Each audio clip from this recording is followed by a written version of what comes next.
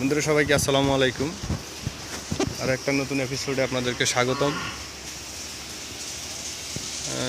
এর আগের একটা ভিডিওতে বলছিলাম যে আমাদের ছাগলের খামার করার পরিকল্পনা আছে বা কাজ শুরু হচ্ছে। তো এটা হচ্ছে তার প্রতিফলন। আমরা 10টা মেয়ে ছাগল পালার মতো করে একটা ঘর উঠাইছি বা উঠাইতেছি।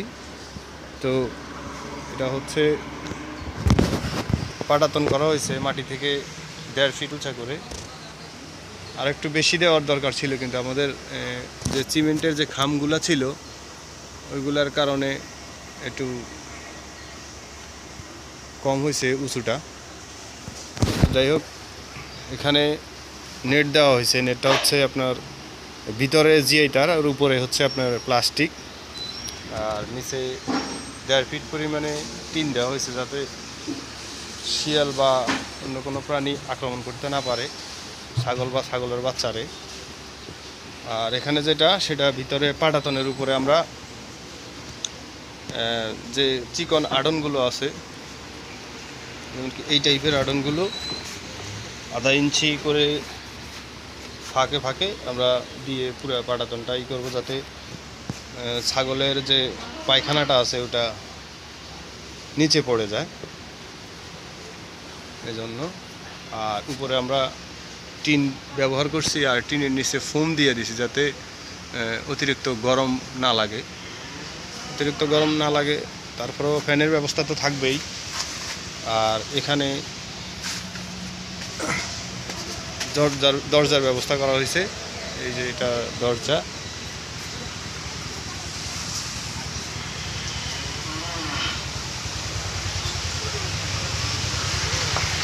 তো সম্পূর্ণ কাজ যদি শেষ হয় আবার আরেকটা ভিডিও দেওয়ার চেষ্টা করব।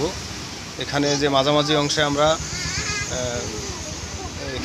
মাঝামাঝি অংশে একটা পার্টিশনের ব্যবস্থা করব, মানে গলির মতো করে, যাতে ছাগলের দুইটা সারি থাকে।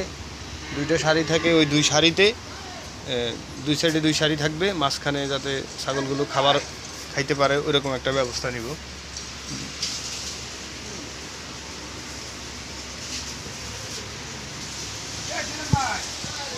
এই হচ্ছে অবস্থা। এই যে আমাদের সাউদা। তুমি সাউদা কি করছো? ওই মাটির হাঁড়িতে কি কয় দইয়ের কাপেতে কি করছো? বালি ঢুকাইছো না? ভালো করছো। খাইও, তুমি এটা খাইও। তো আরেকটা যেটা আপডেট দেই নেই, সেটা হচ্ছে যে এখানে আমাদের হাঁসের খামার। মোটামুটি অন্তত 20-25টা হাঁস পালা যায়, যাতে এটা পানির মধ্যে করা হয়েছে। সামনে তো পুকুর দেখাইছিলাম এর আগে কয়েকবার, তারপর আরেকবার দেখাই। এটা হচ্ছে পুকুর। হাঁসে পায়খানা করলে যাতে পায়খানাটা নিচে পড়ে যায় ওইভাবে দেওয়া হয়েছে।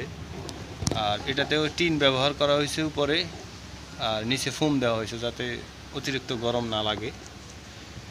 হাঁসের খামারে অবশ্য ফ্যান দেওয়া লাগে না, আমরা এমনিতেই থাকতে পারে হাঁস। এই হচ্ছে পুকুরের ভিউটা।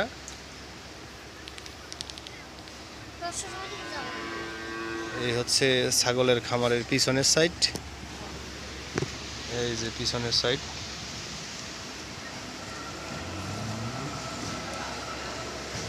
তো ভালো থাকবেন বন্ধুরা।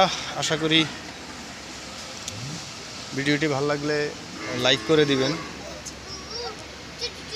আর পেজ থেকে দেখলে ফলো করে দিবেন, চ্যানেল থেকে দেখলে সাবস্ক্রাইব করে দিবেন। আল্লাহ হাফেজ।